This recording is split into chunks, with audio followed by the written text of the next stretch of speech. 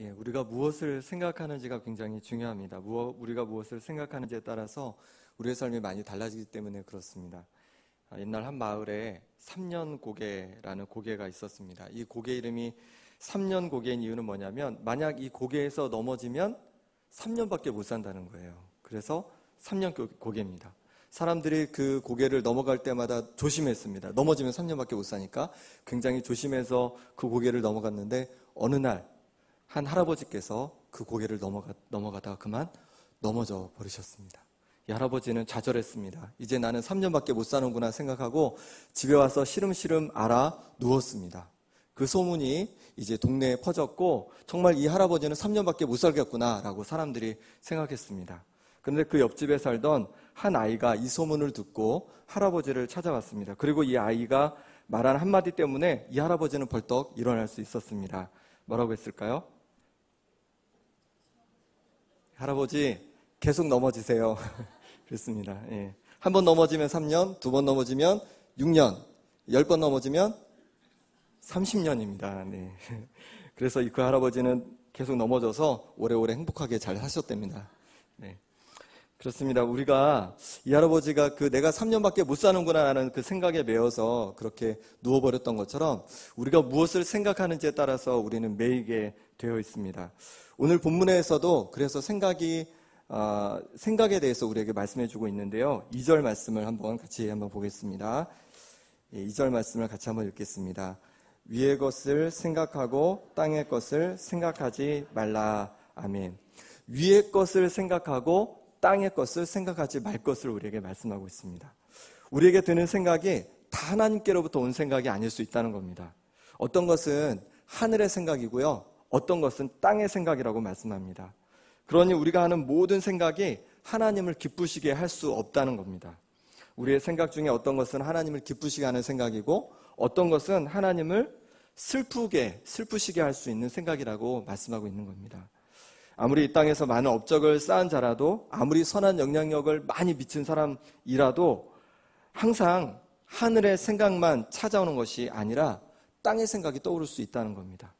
그러니 당연하게 우리에게도 하늘의 생각과 땅의 생각이 함께 찾아옵니다. 그럼 어떻게 해야 할까요? 내게 든 생각이 하늘의 생각인지 아니면 땅의 생각인지 분별하는 것이 필요합니다. 어떤 생각을 붙잡느냐에 따라서 우리의 삶이 달라지기 마련입니다. 하나님께 영광이 되기도 하고 하나님께 또 슬픔이 되기도 합니다. 이스라엘의 첫 번째 왕 사울왕은 왕으로 기름 부음을 받았는데 그 생각이 하늘의 생각이 아닌 땅의 생각을 붙잡아서 실패한 왕이 되었습니다. 어느 날 이웃에 있는 블레셋 나라가 쳐들어왔습니다. 사무엘이 뭐라고 했냐면 7일을 기다려라. 내가 7일째 와서 같이 제사를 드리고 하나님께 예배를 드리고 그리고 나서 공격하자. 싸움을 하자라고 말을 했습니다. 하루 이틀 시간이 지나갑니다. 그리고 7일째가 다 되어갑니다. 그런데 문제는 뭐냐면 블레셋이 대군을 이끌고 왔다는 겁니다. 병거만 3만에 마병이 6천이고 군사가 해변에 모래같이 많았다고 합니다. 이것을 보면서 작은 군대를 이루었던 이스라엘 군대에서 탈영병이 발생하기 시작합니다. 자꾸 도망가는 겁니다. 너무 두려우니까 무서우니까 저 많은 대군 앞에 우리는 꼼짝없이 죽을 수밖에 없다라는 생각 때문에 탈영병이 생기고 점점 군대 숫자가 줄게 되는 것입니다. 사울은 아주 다급해졌습니다. 그래서 사무엘에 드려야 하는 제사를 자신이 직접 드려버립니다. 사울에게는 두 가지 생각이 공존했던 겁니다. 하나는 어떤 생각이냐면 하나님의 사람인 사무엘이 약속했기 때문에 계속해서 기다려야 된다라는 생각과 또 하나의 생각은 백성들이 자꾸 도망가니까 더 군대가 줄기 전에 적을 공격해야 된다라는 생각이었습니다. 자신이 직접 제사를 드리고 공격해야 된다라는 생각이었습니다. 사무엘은 하나님께서 주신 생각을 붙잡은 것이 아니라 사탄의 생각을 쫓아갔습니다. 사울의 잘못된 생각을 붙들므로 말미암아서 사울은 하나님의 슬픔이 되었습니다. 우리 인생에도 끊임없이 하늘의 생각과 땅의 생각이 찾아옵니다. 어떤 것을 붙잡는지가 우리의 인생을 결정하게 될 것입니다. 그럼 어떻게 땅의 생각을 이기고 위의 생각을 위의 것을 생각하는 삶을 살 수 있을까요? 오늘 본문에서 우리가 위의 것을 생각하며 살 수 있는 방법을 함께 나눠보고자 합니다. 먼저 우리가 하늘에 속한 사람임을 알 때 우리는 위의 것을 찾는 삶을 살 수 있습니다. 우리 1절 말씀을 같이 한번 읽어보겠습니다. 그러므로 너희가 그리스도와 함께 다시 살리심을 받았으면 위의 것을 찾으라. 거기는 그리스도께서 하나님 우편에 앉아 계시느니라. 아멘. 뭐라고 말씀하시냐면 우리가 그리스도와 함께 살리심을 받은 자라고 말씀하고 있습니다. 죄로 죽었던 우리가 예수 그리스도를 통해서 살림을 받은 존재가 되었습니다. 살게 되었습니다. 어둠의 권세 아래, 죄의 권세 아래 있던 우리가 이제 하나님 나라에 속하게 되었고 하나님께 속하게 되었습니다. 우리가 땅에 살고 있지만 더 이상 이 땅의 사람이 아니라고 말씀합니다. 하나님의 대사로서 하나님 나라 시민의 신분으로 이 땅을 살고 있다는 겁니다.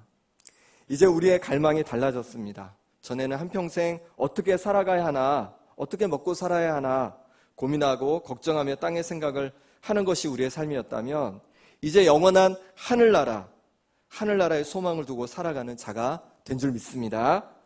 이 땅의 것에 비교되지 않는 가장 가치 있는 영원한 생명을 가진 자가 되었습니다. 스승이 한 제자에게 시장에 가서 흰 보자기에 돌을 올려놓고 파는 척을 하라고 했습니다. 그런데 절대로 팔지는 말라고 했습니다. 이 제자가 시장으로 가서 흰 보자기를 펴놓고 돌을 올려놓았습니다. 팔려고 노력도 하지도 않습니다. 그냥 가만히 그 앞에 앉아 있었습니다.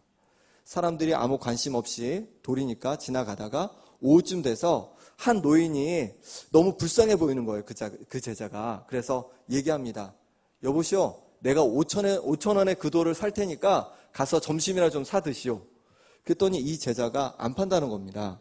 그래서 그럼 줬어. 1,000원 더 줄 테니까 가서 점심이나 사 드시오. 그리고 집에 가시오. 라고 했습니다. 그런데도 안 판다는 겁니다.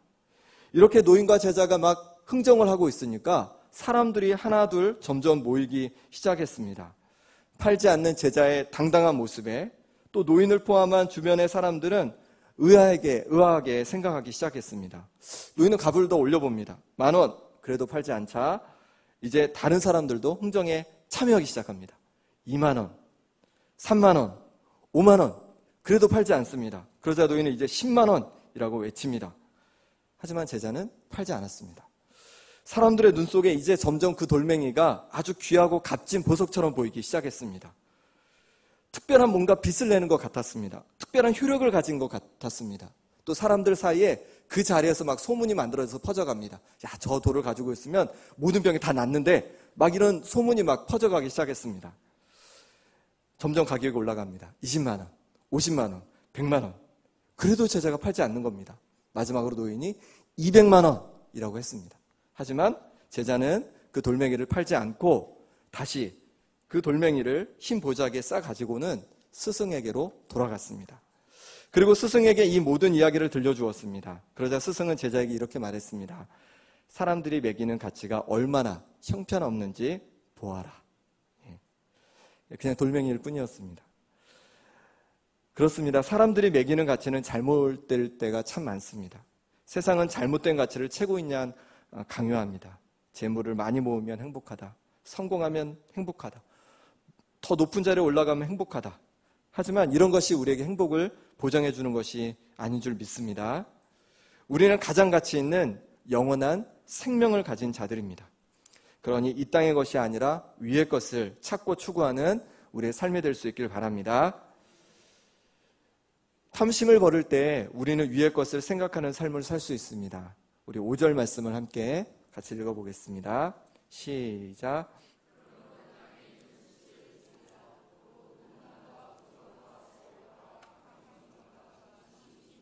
탐심은 우상 숭배니라. 아멘. 위의 것을 찾는 삶을 살기 위해서는 땅에 있는 지체를 죽여라 이렇게 말씀하고 있습니다. 음란, 부정, 사욕, 악한 정욕, 이게 생각해보면 이게 다 모두 탐심에서 비롯된 거라 볼 수 있을 것 같습니다. 탐하는 마음을 멈출 때 위의 것을 추구하는 삶을 살 수 있다 말씀하고 있습니다. 두 남녀가 데이트를 하고 있습니다. 남자가 너무 어색하잖아요. 너무 데이트를 막 처음 만났으니까 어색하니까 여자에게 이제 퀴즈를 냅니다. 한번 맞춰보십시오. 수박이 왜 수박인지 아세요? 몰라요. 그랬더니 뭐라고 했냐면 그럴 수밖에. 잘 모르시겠죠? 그럼 만두는 왜 만두인지 아세요? 몰라요. 네, 그럴 만두하지. 네. 여자가 이번에는 자기가 퀴즈를 내겠답니다. 여자가 질문합니다. 그럼 만두 2개를 뭐라고 하는지 아세요? 뭘까요? 그만두게. 예, 좋은 관계 쌓으려면요, 썰렁한 농담은 좀 멈춰야 합니다. 예. 탐하는 마음을 멈출 때 우리는 위의 것을 추구하는 삶을 살 수 있고 더 풍성한 삶을 맛보게 될 줄 믿습니다.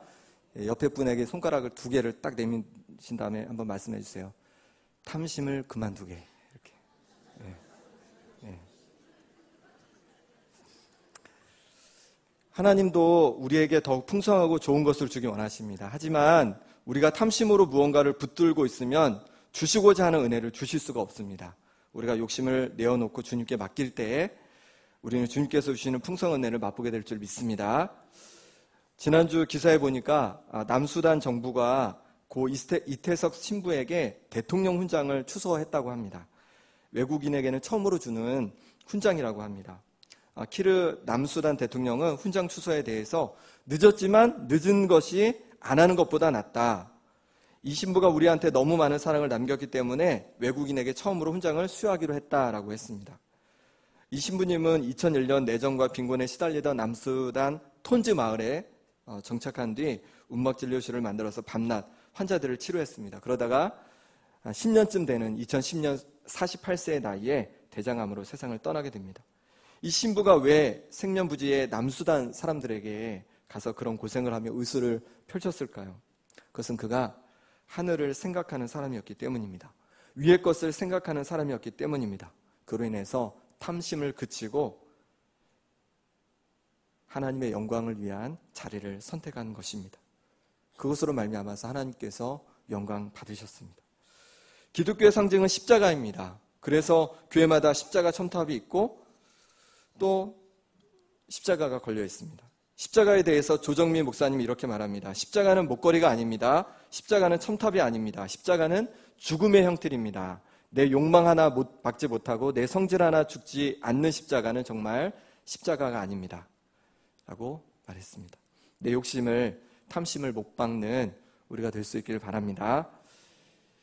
우리의 욕망을 죽이고 십자가를 지는 것이 우리 자신의 일이라면 내가 정말 한번 해봐야겠다 이런 마음을 가질 수 있을 것 같습니다. 그런데 그것이 우리 자녀에 대한 것이라면 좀 다른 것 같습니다. 우리 아이들만큼은 세상에서 정말로 부족함 없이 넉넉하게 살아가기를 원합니다. 어떻게 보면 하나님 나라보다 이 땅에서 잘 되는 것을 바라고 있는지도 모릅니다. 저도 좀 그럴 것 같습니다. 엘리 제사장, 심지어 사무엘조차도 자녀들을 바로 세우는데 실패했습니다. 또한 많은 믿음의 본을 보이는 분들이 자식 얘기만 하면 작아지는 모습을 보곤 합니다. 왜 그렇습니까? 위의 것을 추구하는, 위의 것을 찾는 삶을 가르치지 못했기 때문입니다. 바울은 결혼을 하지 않았습니다. 하지만 자식처럼 아꼈던 제자들이 있었습니다. 그들 가운데 가장 대표적인 제자가 누구냐면 바로 디모데입니다. 바울은 복음을 증거하는 일을 다 마치고 마지막 로마 감옥에서 죽음을 앞두었을 때 자식 같은 디모데에게 편지를 씁니다. 그 편지에서 이렇게 이야기합니다. 너는 그리스도 예수의 좋은 병사로 나와 함께 고난을 받으라. 바울이 당한 수많은 고난을 함께 받으라고 자신이 사랑했던 디모데에게 권합니다. 디모데가 진짜 자식이 아니었을까요? 아니어서 그랬을까요? 디모데를 덜 사랑했기 때문에 그랬을까요? 그렇지 않았습니다. 바울은 복음을 위하여 참고 고난을 받으면 영원한 천국에서 왕노릇할 것을 굳게 믿었기 때문입니다. 위의 것을 찾는 삶이 훨씬 가치 있음을 또 디모데에게 좋은 것임을 알았기 때문입니다. 작년 2017년 빛나라 운수라는 일일 드라마에서 박현아 역을 맡았던 이성애 씨, 2011년 미스 코리아 진으로 뽑혔을 때 수상 소감에서 가장 먼저 이 모든 영광을 저를 이 자리에 세우신 하나님께 돌립니다 라고 하였습니다. 이성애 씨는 사실 세계 3대 패션 대학교인 파슨스 디자인 스쿨에서 공부를 하고 있었다고 합니다. 하는 공부도 너무 본인의 달란트에 잘 맞고 너무 재밌었다고 합니다. 그리고 거기서도 많이 성과도 냈다고 합니다. 그런데 왜 미스 코리아에 도전했을까요? 아버지 때문입니다. 아버지가 강력히 권했습니다. 성혜 씨 아버지는 코스타 강사이기도 한 정형외과 원장 이선율 장로님입니다. 이 장로님은 청년들이 하나님의 열정을 품고 인생을 살아가기를, 열정을 품고 하나님을 위해서 살아가는 것에 헌신한 그런 분입니다. 미스코리아에 나가게 된 것도 이 장로님이 어느 집회에 갔을 때 자신은 속옷이 젖도록 막 이렇게 강의를 해도 청소년들이 반응이 없는 거예요. 그런데 유명 모델이 나와서 한번 딱 워킹하니까 청소년들이 막 넘어가는 모습을 보았습니다. 그래서 이 장로님이 생각한 겁니다. 자기 딸이 미스코리아가 되면 10대들 선교하기가 좋겠구나. 그래서 미스코리아 해라 그랬다는 겁니다. 이런 신앙의 유산이 그대로 성혜 씨에게 전해졌습니다. 그리고 어려움 중에도 내가 너를 세웠음은 나의 능력을 내게 보이고 내 이름이 온 천하에 전파되게 하려 하였음이니라.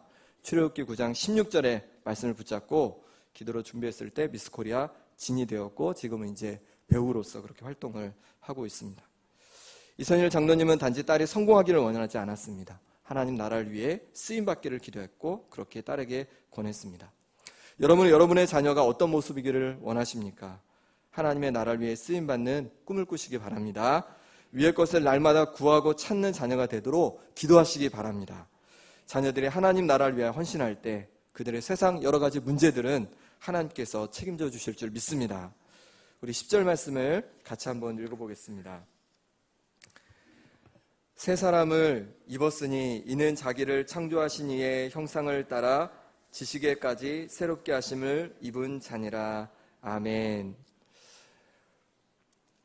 우리는 새 사람을 입은 자입니다. 지식에까지 새롭게 된 사람들입니다. 우리가 소유한 지식은 무엇입니까? 바로 그리스도를 아는 지식입니다. 이 지식이 가장 고상한 지식이라고 바울은 고백하고 있습니다. 바울은 다른 모든 지식을 배설물로 여겼습니다.